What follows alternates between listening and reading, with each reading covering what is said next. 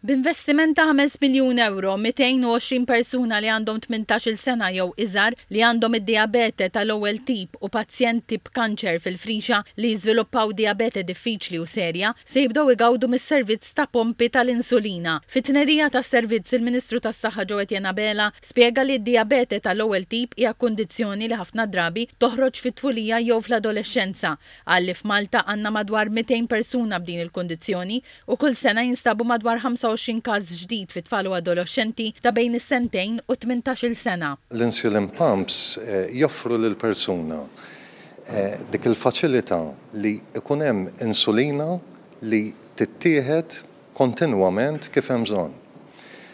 Min jibati bid-diabete il-frixa tiegħu ma tibqax tipproduċi insulina, allura din il-magna, din il-device ħatkun isservi ta' frixa artifiċjali.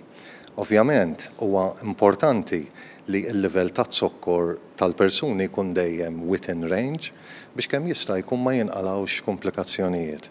Spjega li dan is-servizz jibni fuq it-tnedija tal-Continuous Glucose Monitors tamir li jimmonitorja l-livell ta' zokkor fid-demm. Minn barra tqassim ta' dawn il-pompi, il-Ministru Abela qal li se tinfetaħ klinika dedikata waqt li l-pazjenti se jingħataw it-taħriġ biex jużaw dawn il-pompi.